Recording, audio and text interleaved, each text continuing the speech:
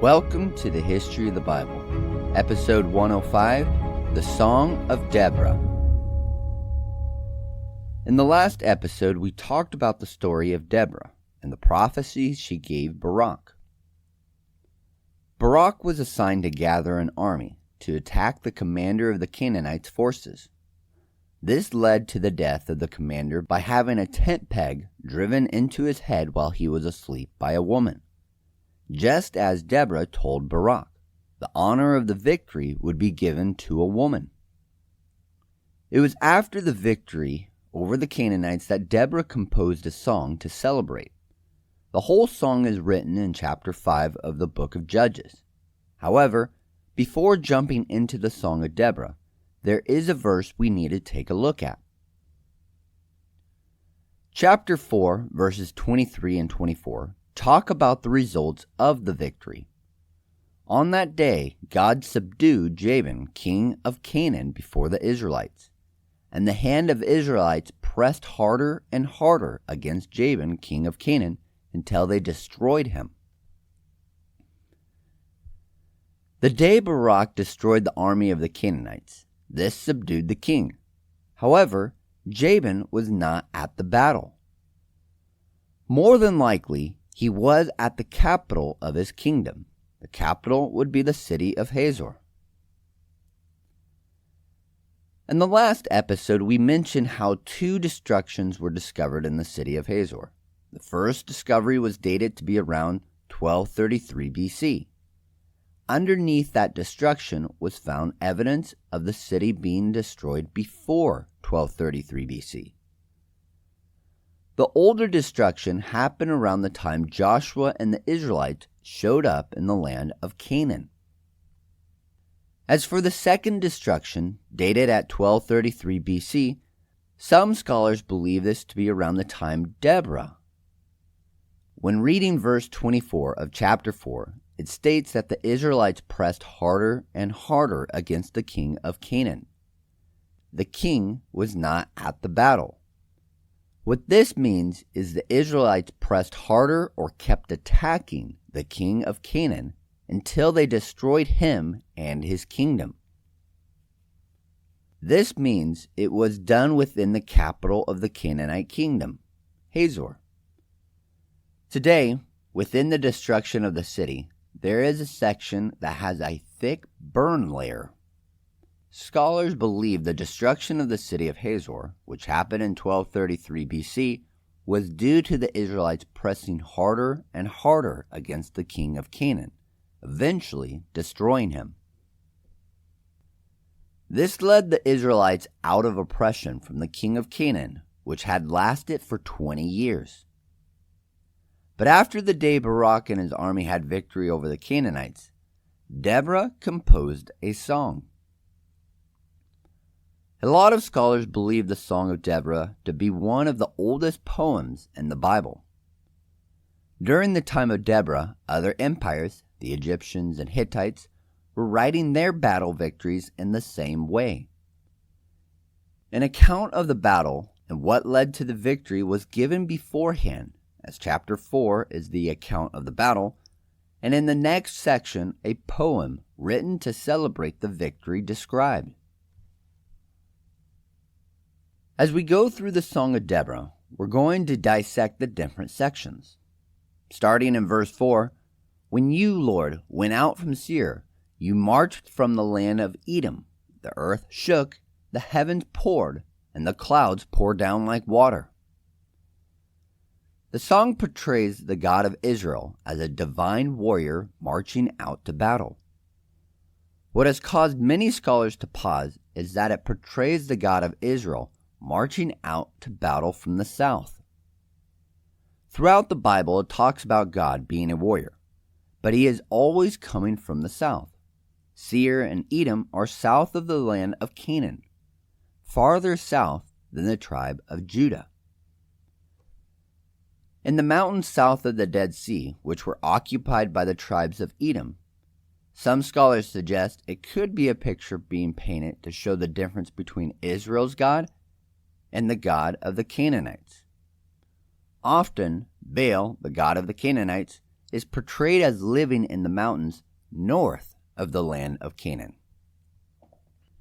In verse 6, it mentions Shamgar, who came before Deborah. It was during the days of Shamgar when the highways and roadways were considered to be dangerous, forcing many travelers to take windy paths through the mountains. This could be referring to the bandits that roamed the land, attacking all those who traveled on the main roadways. Verses 7 and 8 describe the circumstances in which the tribes of Israel lived. Wars kept coming against the Israelites, yet they had no weapons. In verse 8, it says that not a shield or spear was seen among 40,000. Again, the number 40,000 could mean 40 military units or clans. Either way, it shows the Israelites were not strong enough to stand in the land of Canaan on their own. They were continually being oppressed to the point that weapons were not found among any of the people. During the time of the book of Judges, the tribes of Israel never made an impact culturally in the land of Canaan. It could have been because they were continually oppressed by other people groups that they were never able to set their own culture. Verse 10 shows that all the classes of the people will be singing the victories of the Lord. You who ride on white donkeys sitting on your saddle blankets, and you who walk along the road. White donkeys were ridden by the upper class. The reason is found in the word. The word white is not only found here in the Old Testament. It doesn't just mean white, but rather it means light colored. Donkeys with lighter colored coats were seen as a symbol of status, whereas the gray-coated donkeys were just used as pack animals. Riding a donkey with a lighter colored coat was a sign of social and economic standing. Much like today, people use their vehicles on the road to show off their standing socially and economically. Starting in verse 12, it begins telling the story of the tribes of Israel and their responses to the call of battle. When the call for battle was sent out to all the tribes, only 5.5 tribes responded to the call and sent men to fight. Those were the tribes of Ephraim, Benjamin, the half-tribe of Manasseh on the west side of the Jordan River, Zebulun, Issachar, and Naphtali.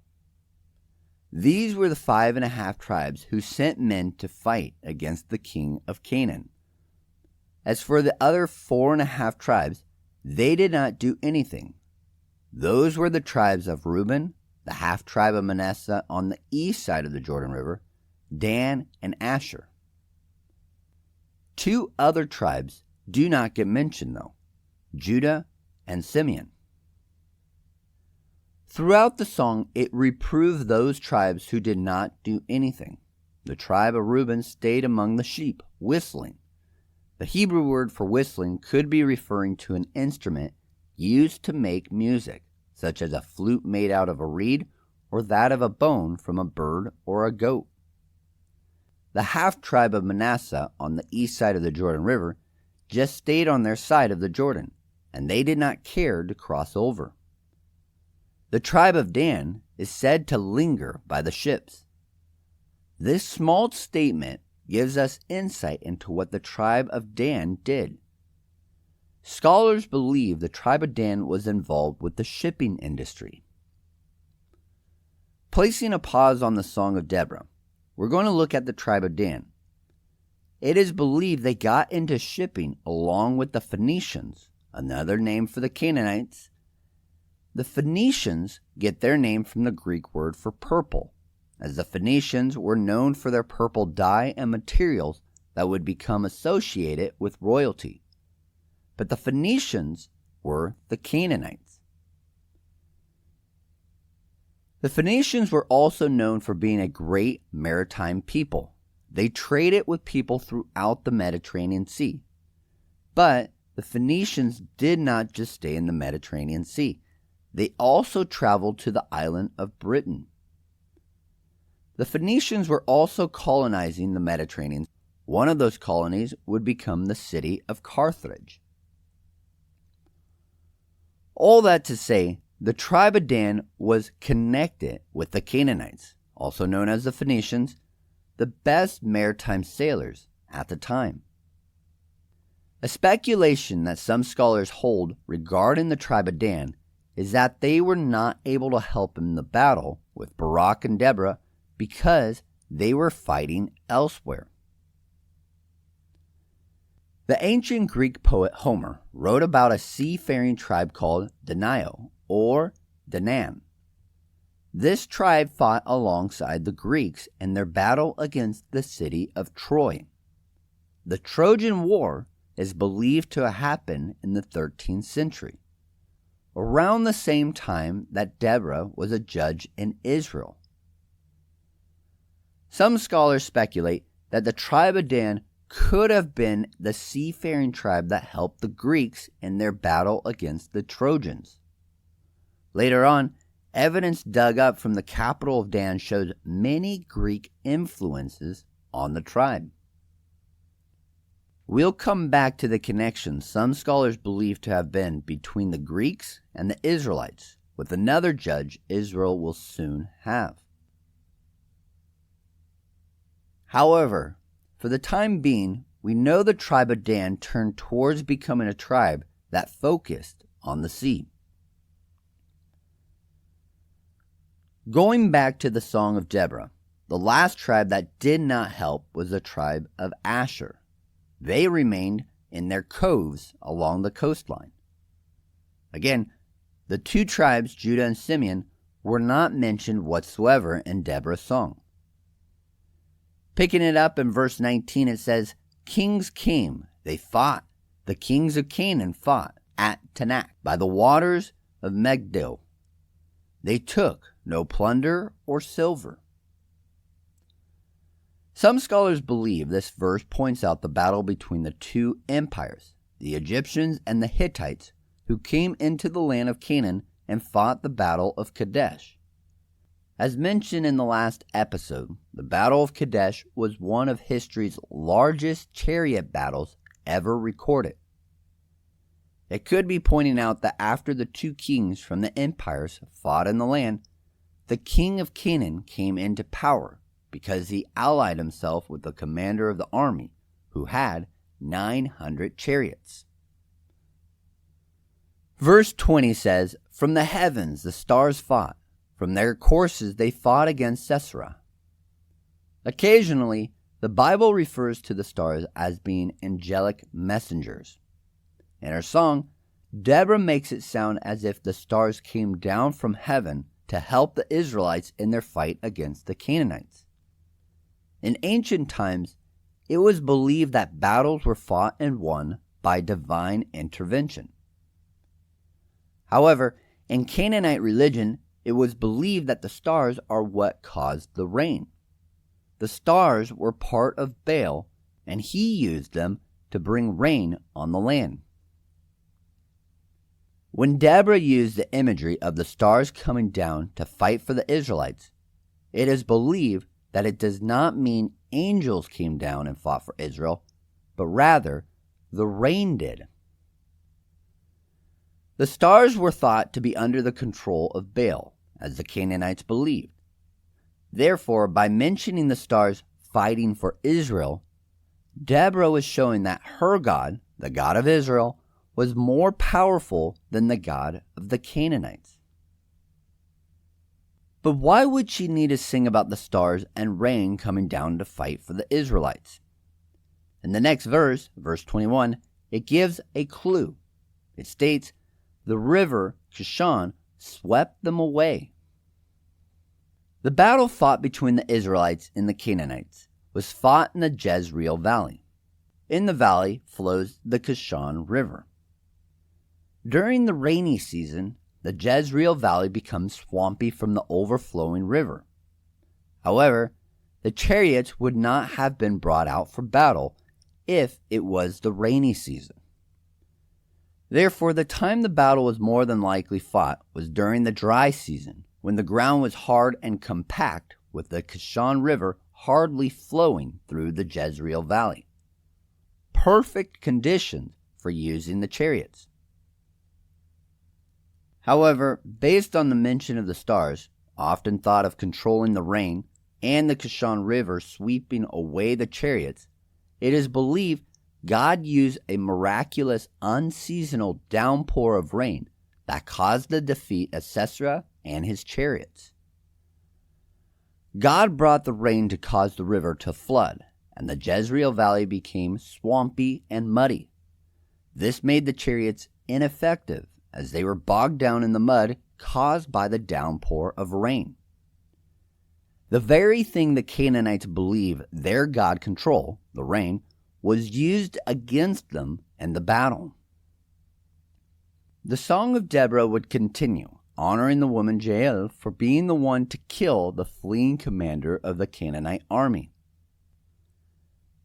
Deborah would make fun of the mother of Sisera in verses 28 through 30, describing her as waiting near the window, asking why her son was taking so long to come back from the battle. Sisera's mother is supposedly comforted by women attending her, telling her that Sisera was taking longer to come home due to the spoils of war being divided. However, the commander of the army would never return home. Deborah concludes her song by stating, "So may all your enemies perish, Lord, but may all who love you be like the sun when it rises in its strength."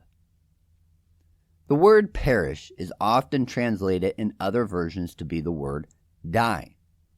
That word is the Hebrew word abad, which has more than one meaning than just dying. It can mean to be destroyed, perish, be ruined, be lost, and fail. Generally, it is used to mean destruction or abandon.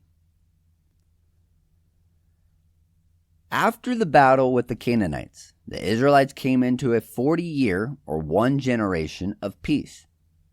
This would conclude the era of Deborah being a judge in Israel. However, the peace would not last, not because the Lord was not for the Israelites, but rather they kept turning away from the Lord. So join us next time in episode 106 as we begin to look at the next coming judge of Israel, Gideon. Until next time, remember that you are loved, special, and worthwhile.